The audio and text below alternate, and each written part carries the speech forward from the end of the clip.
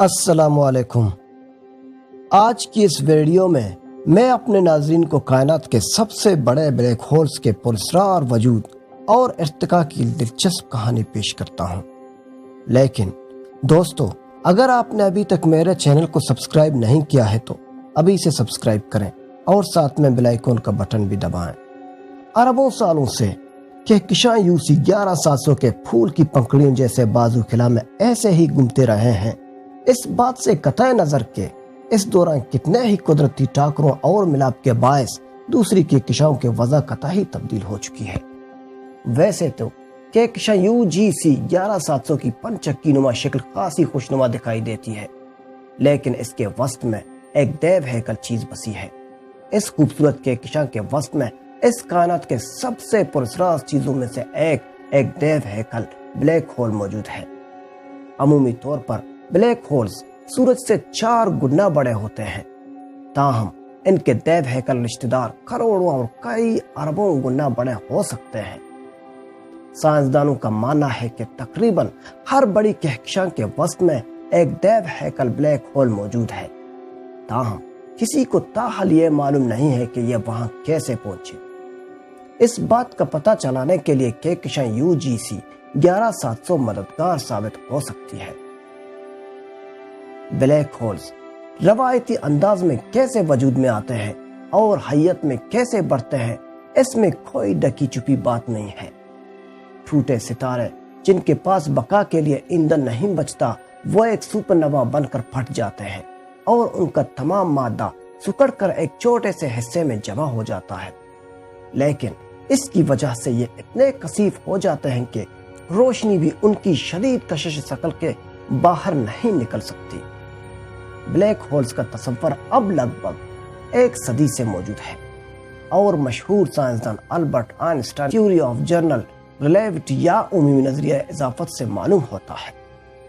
عام تاثر یہ ہے کہ بلیک ہولز انتہائی سیاہ ہونے کے علاوہ اپنے راستے میں آنے والی ہر چیز کو نگل لیتے ہیں۔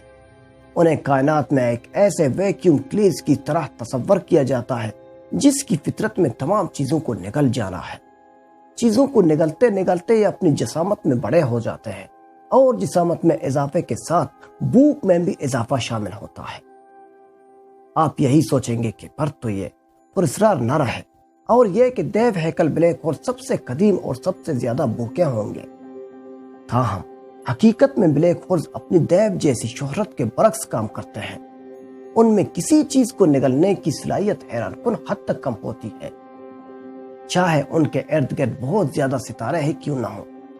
در حقیقت یہ مر چکے ستارے اتنی سست رفتار سے ہجوم میں بڑھتے ہیں کہ یہ صرف دیگر اشیاء کو نگل کر ہی دیو ہیکل نہیں بن سکتے۔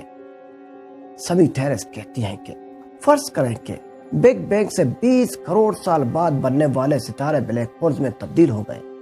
ان کے تباہ ہونے کے بعد بھی ان کے پاس تقریباً 13.5 ارب سال موجود تھے، جس میں یہ بلیک ہول سورج سے اربوں گنا بڑھ سکتے تھے، لیکن یہ وقت صرف دوسری چیزوں کو نگل کر حجم میں بڑا ہونے کے لیے بہت کم ہے۔ حیرت کی بات یہ ہے کہ جب کائنات اپنے وجود کے بعد ابتدائی مراحل میں تھی تو اس وقت بھی دیو ہیکل بلیک ہولز موجود تھے۔ آسمان میں موجود کچھ سب سے چمکدار چیزیں دراصل کوئزارز ہوتے ہیں۔ یہ وہ قدیم ترین انتہائی جسامت کے بلیک ہولز ہوتے ہیں جنہوں نے ختم ہوتی کہکشاؤں کے مرکوز کو روشن کر رکھا ہوتا ہے۔ ان میں سب سے چھم دیو ہیکل بلیک ہولز اس وقت سے موجود ہیں جب کائنات کی عمر صرف 67 کروڑ سال تھی اور سب سے قدیم کہکشائیں وجود میں آ رہی تھیں۔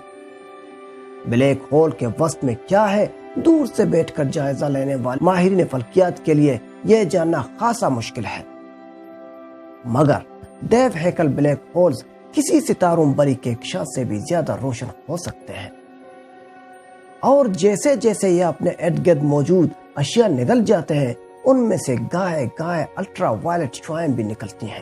بلیک ہولز کی حدود دائرہ نما ہوتی ہیں، جسے ایونٹ ہورائزن کہا جاتا ہے۔ روشنی، توانائی اور مادے کے لیے اس دائرے سے باہر نکلنا ناممکن ہوتا ہے۔ یہاں زمان و مکان کی چادر سکھٹ جاتی ہے اور جن قوانین کے تحت ہماری بقایا کائنات کام کرتی ہے وہ سب کے سب ختم ہو جاتے ہیں۔ تاہم ایک گھومتا ہوا بلیک ہول اپنے ایونٹ ہورائزن کے عین باہر آس پاس موجود چیزوں کو گھومنے پر مجبور کر دیتا ہے اور ان کا درجہ حرارت بھی بڑھا دیتا ہے۔ یہ درجہ حرارت 1 کروڑ ڈگری سینٹی گریڈ سے بھی زیادہ ہو جاتا ہے، جس کے نتیجے میں پورے الیکٹرو میگنیٹک سپیکٹرم پر محیط انتہائی تیز شعاعیں خارج ہوتی ہیں۔ دیو ہیکل بلیک ہولز میں سائنسدانوں کی دلچسپی کی وجہ صرف توانائی کی مؤثر پیداوار ہی نہیں ہے، ان کا وجود اور ارتقاء کہکشاؤں کے ارتقاء سے جڑا ہے، بلکہ ہماری پوری کائنات کی تاریخ اور ڈھانچے سے بھی۔ ان کے حوالے سے موجود سوالات کے جواب ڈھونڈ کر سائنسدانوں کو یہ معلوم ہو سکتا ہے کہ کائنات ویسی کیوں ہے جیسی یہ ہے۔ توانائی کا اخراج بہت سے طریقوں میں سے ایک طریقہ یہ ہے جس کے ذریعے بلیک ہولز اپنے اسرار سے پردہ اٹھاتے ہیں۔ جب بلیک ہولز کا ملاپ ہوتا ہے یا وہ اپنے سے کم باری چیزوں جیسے کسی نیوٹرون ستارے سے ٹکراتے ہیں تو اس کے نتیجے میں پیدا ہونے والی شعاؤں کو گریویٹیشنل ویوز یعنی کشش ثقل کی لہریں کہا جاتا ہے۔ یہ لہریں خلا میں روشنی کی رفتار سے سفر کرتی ہیں اور انہیں پہلی مرتبہ زمین پر سن 2015 میں آلات کے ذریعے محسوس کیا گیا تھا۔ اس کے بعد سے امریکہ میں لیزر انٹرفیرومیٹر، گریویٹیشنل ویو آبزرویٹریز لائگو اور اٹلی میں پیسا کے قریب ورگو فیسلیٹی جیسی بڑی رصدگاہوں میں ان ٹاکروں کی وجہ سے پیدا ہونے والی لہروں کا ریکارڈ رکھا جاتا ہے، مگر بھلے ہی یہ رصدگاہیں کئی کلومیٹر طویل آلات استعمال کرتی ہیں، مگر ان کے ذریعے متوسط حجم کے بلیک ہولز کے بارے میں ہی معلومات اکٹھی کی جا سکتی ہیں۔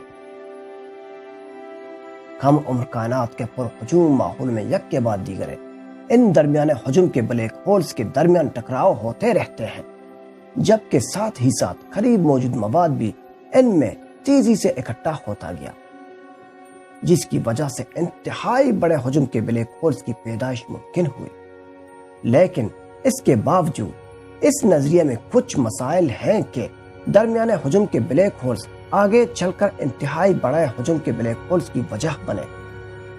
کائنات اپنی ابتدا میں جہاں بہت چھوٹی تھی وہیں نہایت گرم بھی تھی، گیس کے بادل تابکاری شعاؤں کے زد میں رہتے ہوئے ہوں گے۔ نتیجتاً انہیں اتنی توانائی حاصل ہوتی ہوگی کہ ان کا خود ہی سے ٹکرا کر منہدم ہو جانا ممکن ہوتا ہوگا، اور بہت زیادہ کثیف کائنات میں فزکس کے قوانین کسی بلیک ہول کے مادے کو جذب کرنے کی شرح کی حد متعین کرتے ہیں۔ ویلونیٹری کہتی ہیں کہ انتہائی بڑے حجم کے بلیک ہول سے متعلق تمام وضاحتوں اور نظریات میں کچھ نہ کچھ کمی بیشی ہے، جس کی وجہ سے سائنسدان کسی حتمی جواب تک اب تک نہیں پہنچ پائے۔ وہ کہتی ہیں کہ وہ تھیوریز جن میں ہم ڈائنامک پروسیس کی بات کرتے ہیں، یعنی کہ ایک بلیک ہول صرف ایک کے بجائے کئی ستاروں کے باعث بنتا ہے، وہ بھی ممکن ہے، مگر پھر یہ مراحل نہایت مخصوص حالات میں ہونے چاہیے۔ ان کے مطابق قدیم بلیک ہولز کے بارے میں بھی نظریات موجود ہیں جو شاید ستاروں کے وجود میں آنے سے قبل ہی وجود میں آ گئے ہوں اور بڑھ رہے ہوں، مگر یہ مکمل طور پر غیر معلوم علاقہ ہے۔ ہمارے پاس اب تک اس اصول کو پرکھنے کے لیے کوئی مشاہداتی ثبوت نہیں ہے۔ ورگو لائگو اور ان جیسی دیگر رصدگاہیں کائنات میں موجود بلیک ہولز کی جسامت، عمر اور محل وقوع کے بارے میں پہلے سے کہیں زیادہ تفصیلی معلومات فراہم کر رہی ہیں، مگر ان سب ڈیٹا کا استعمال کرتے ہوئے انتہائی بڑی جسامت کے بلیک ہولز کو سمجھنے کے لیے سائنسدانوں کو موجودہ آلات سے بھی زیادہ بڑے آلات چاہیے ہوں گی۔ اگلی دہائی میں ناسا اور یورپی خلائی ایجنسی ESA نے خلا میں laser interferometer space antenna Lisa launch کرنا ہے، جو ایک تکون کی صورت میں پرواز کرنے والے 3 سیٹلائٹس پر مشتمل ہوگا۔ اس تکون کی ہر طرف 25 لاکھ کلومیٹر طویل ہوگی اور یہ لائگو اور ورگو کے ہی طرح کام کرے گا، مگر اس کی وسعت بڑے بلیک ہول سے آنے والے کشش ثقل کی لہروں کا پتہ چلانے میں مدد دے گی۔ اس حوالے سے پہلے ہی سے اشارے موجود ہیں کہ انتہائی بڑے بلیک ہول سے آنے والی لہریں ہمارے آس پاس موجود ہیں۔ سن 2021 کی شروعات میں مارین فلکیات نے باقاعدگی سے روشنی کی شعاعیں خارج کرنے والے 45 چھوٹے ستاروں پلسار سے آنے والے شعاؤں میں کچھ معمولی سی تضادات محسوس کیے۔ ویسے تو ان نتائج کی تصدیق یوں ہی ابھی باقی ہے، مگر محققین کا کہنا ہے کہ یہ انتہائی بڑے بلیک ہولز کے آپس میں ملاپ سے پیدا ہونے والے کشش ثقل کی لہروں کے باعث ہو سکتا ہے۔ مگر بلیک ہولز کو دیکھنے کے مزید براہ راست طریقے بھی موجود ہیں۔ ایونٹ ہورائزنز ٹیلی اسکوپ نے حال ہی میں بلیک ہولز کی اولین تصاویر کھینچی ہیں، جنہوں نے ان پراسرار اجسام سے پردہ ہٹایا ہے۔ ان تصاویر سے ان کی نوعیت اور ان کی میزبان کے کشاؤں کی مقناطیسیت اور کشش ثقل پر ان کے اثرات کے بارے میں بھی معلومات حاصل ہوئی ہیں۔ ایسٹرو فزکس کے ماہر اب کسی کہکشاں کے مرکز میں موجود بلیک ہولز کے ارد گھومنے والے ستاروں کی نقل و حرکت پر نظر رکھ سکتے ہیں اور مرکز میں موجود ان انتہائی بڑے اجسام کے بارے میں معلومات حاصل کر سکتے ہیں۔ اس طرح کے زیادہ تر مشاہدات کے لیے زمین پر موجود دوربینیں استعمال ہوتی ہیں۔ دوستوں، اسی کے ساتھ مجھے اجازت دیجیے۔ اللہ حافظ۔